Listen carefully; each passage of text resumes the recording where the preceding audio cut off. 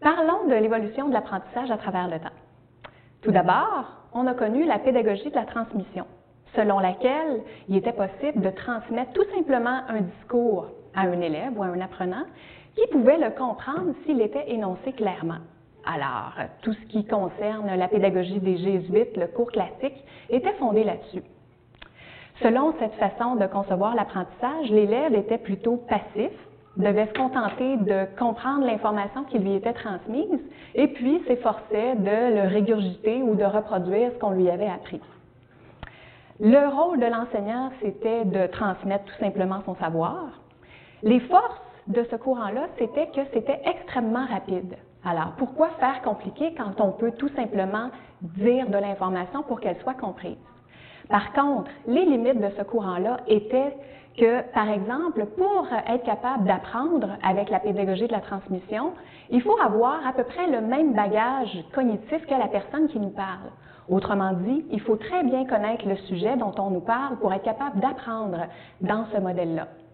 Et puis, il fallait aussi que les élèves aient les mêmes outils cognitifs, la même façon de comprendre que la personne qui leur parle pour être capable d'apprendre. Alors, c'est pas tout le monde qui était capable de réussir dans un contexte comme celui-là. Les pistes qu'on conserve encore aujourd'hui de la pédagogie de la transmission sont les exposés magistraux et la présentation de documentaires ou de tout type d'informations qui est plutôt statique. Alors, tout le monde se rappellera sûrement du chien de Pavlov.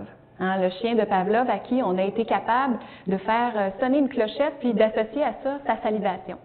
Alors, ça, c'est issu du courant behavioriste. Chez les behavioristes, on cherche à modeler le comportement des apprenants. Donc, on va leur faire vivre des situations dans lesquelles ils seront mis face à des stimulus.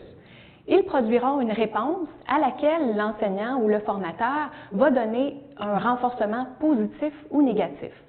Si le renforcement est positif, l'apprenant a plus de chances de vouloir reproduire ce comportement-là, plutôt que si le renforcement est négatif, l'apprenant va peut-être s'efforcer d'oublier la reproduction de ce comportement-là. Dans un contexte comme celui-là, le rôle de l'enseignant, c'est de faire le design de l'apprentissage, c'est-à-dire de découper les tâches en petites bouchées et à aider les élèves à traverser les différentes étapes pour qu'il y ait apprentissage. Le rôle de l'élève dans ce contexte-là, c'est d'être plutôt passif, d'écouter et de réagir en déduisant quels sont les comportements souhaitables dans l'environnement qu'il traverse. Les forces de ce courant-là, c'est par exemple d'être très efficace au niveau de la gestion de classe et d'être aussi très efficace pour les apprentissages de plus bas niveau taxonomique. Donc, par exemple, apprendre à accorder le participe passé avec avoir dans un cahier d'exercices. Alors, c'est de faire des exercices successifs qui vont développer des automatismes. Les limites de ce courant-là, c'est par exemple notre incapacité à découper une compétence complexe. Par exemple, avoir un regard critique sur une situation, c'est très difficile de découper ça en plusieurs petites tâches successives. Il faut vraiment, dans ce cas-là, vivre une situation complexe. Alors, le behaviorisme ne sera pas utile pour développer des compétences. Une autre force du behaviorisme, c'est de nous permettre de développer des routines et des procédures. Les limites du behaviorisme, c'est en fait de ne pas s'intéresser à ce qui se passe dans la tête de l'apprenant quand il fait une erreur. Parce que chez les behavioristes, l'erreur, c'est une absence d'apprentissage ou un échec de l'enseignant dans le design de sa leçon. Donc, on va avoir besoin d'aller puiser dans les autres courants pour comprendre pourquoi les élèves font une erreur. Les pistes d'intervention qu'on garde encore aujourd'hui, qui sont issues du behaviorisme, sont par exemple le découpage des tâches en sous-tâches, le fait d'annoncer clairement ses attentes en début de cours ou en début de journée au primaire. C'est aussi le renforcement. Donc, on a conservé du behaviorisme le fait de renforcer positivement les comportements qu'on veut voir reproduire. Et on a conservé aussi du behaviorisme l'évaluation formative et l'évaluation sommative.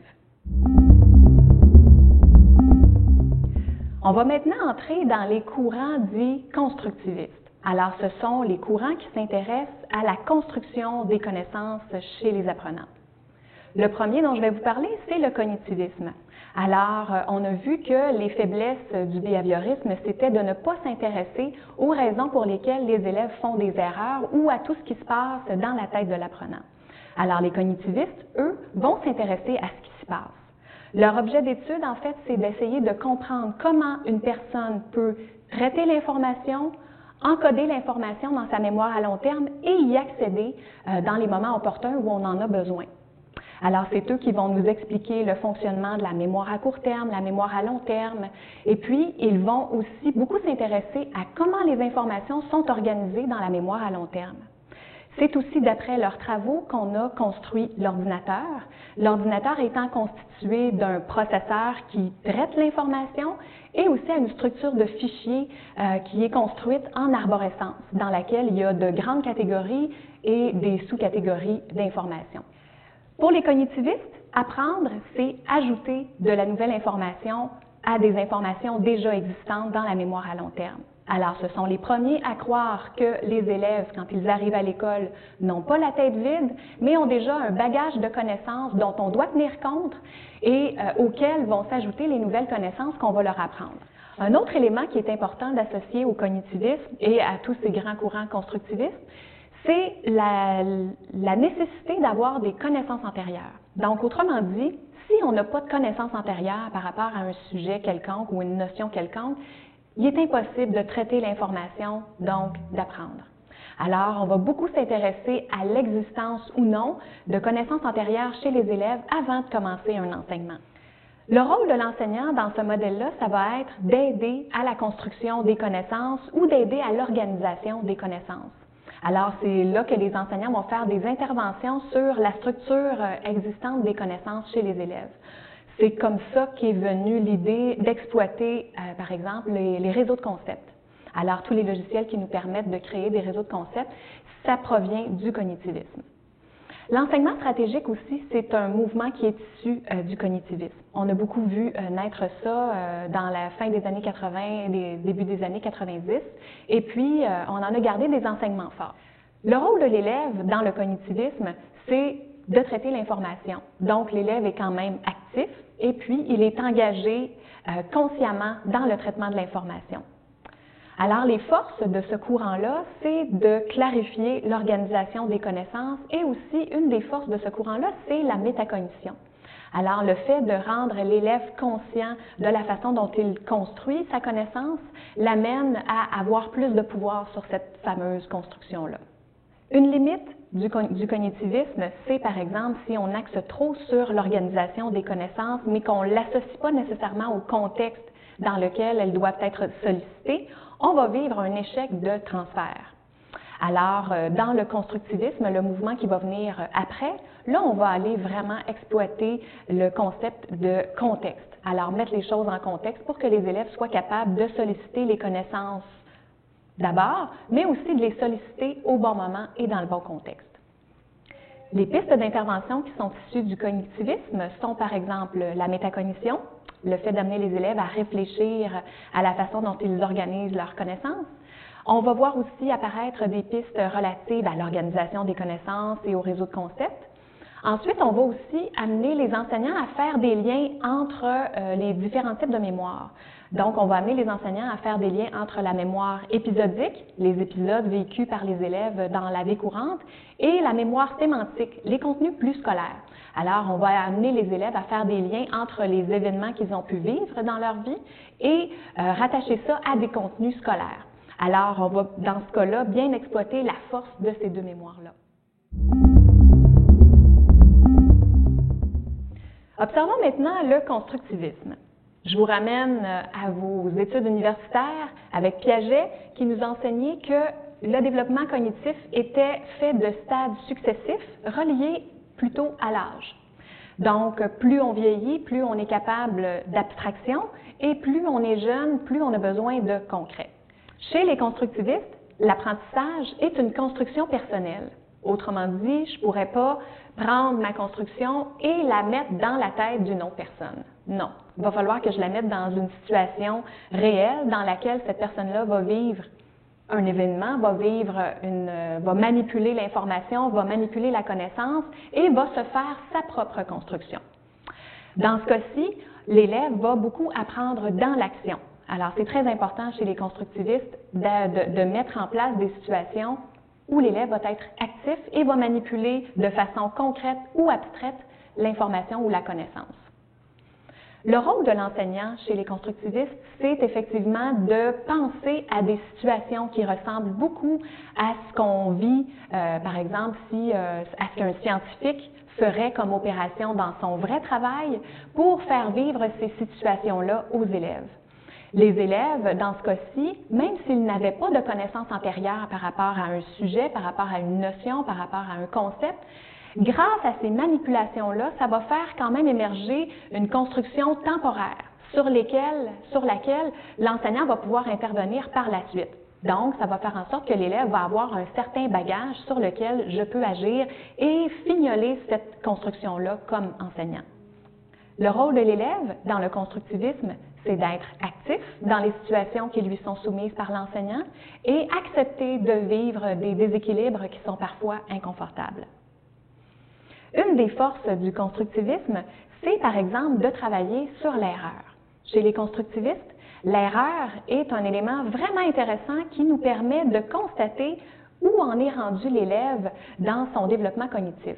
Donc, c'est une source d'information qui n'est pas vue comme étant quelque chose de honteux ou quelque chose qu'on va essayer d'éviter. L'erreur va plutôt être quelque chose qu'on va essayer de comprendre et sur laquelle on va pouvoir dorénavant construire. Les pistes d'intervention qui sont issues du constructivisme sont, par exemple, les situations complexes, le fait de guider les élèves sans aplanir les difficultés en les questionnant et en les relançant. Le père du socioconstructivisme, c'est Vygotsky, entre autres. Ce que Vygotsky nous enseigne, c'est que non seulement il y a une construction qui est faite chez l'élève, mais on peut ajouter à ça l'aspect social. Autrement dit, grâce au langage, on est capable de faire une construction qui est beaucoup plus fine que celle qu'on aurait fait par soi-même. Autrement dit, il y a un grand gain à amener les élèves à échanger leur perception, leur façon de voir les choses, et le fait qu'ils arrivent à un consensus fait en sorte que chacun des deux interlocuteurs a raffiné sa conception. Un élément très intéressant chez les socioconstructivistes, c'est le fait que le développement cognitif n'est pas figé comme chez Piaget où il y avait des stades vraiment qui étaient associés à l'âge et qui permettaient à l'élève de passer d'un stade cognitif à un autre. Non, chez les socioconstructivistes, on dit plutôt que si un élève n'a pas atteint un processus cognitif, mais que je prends le temps de l'accompagner et de travailler ce niveau de pensée-là avec lui, je vais lui permettre de l'atteindre plus rapidement que si j'étais centrée sur des stades plus biologiques. Alors, autrement dit, si un élève n'a pas vraiment les capacités de réaliser un problème, de faire une abstraction, le fait de l'accompagner va l'aider à acquérir ce processus cognitif-là. Le langage est donc un élément très important chez les socioconstructivistes. Le langage nous permet de préciser notre pensée, de négocier le sens de certains mots et de raffiner notre apprentissage. Le rôle de l'enseignant dans ce courant-là va être de mettre à la disposition des élèves des situations dans lesquelles les échanges vont être riches et dans lesquelles l'enseignant va animer les échanges sans les couper par des affirmations qui feraient office de conclusion. Non, on va plutôt laisser les élèves discuter et on interviendra plutôt plus tard lorsqu'on verra qu'il y aura des dissonances ou des erreurs de compréhension chez les élèves. L'une des forces du socioconstructivisme, c'est que l'erreur, c'est une source d'apprentissage pour tous les interlocuteurs. Les pistes d'intervention issues du socioconstructivisme sont les situations complexes dans lesquelles on va prévoir des moments d'échange, comme par exemple des débats ou des mises en commun d'idées. L'intention de cette capsule n'était pas de vous faire un retour historique sur toutes les visions de l'apprentissage, mais bien de nous faire voir quelles sont les forces et les faiblesses de chacun des courants. Donc, si on est seulement transmissif, on aura sûrement des problèmes de transfert. Alors, on doit aller puiser dans les différents courants pour bien exploiter les forces d'apprentissage et maximiser les situations dans lesquelles on met nos élèves.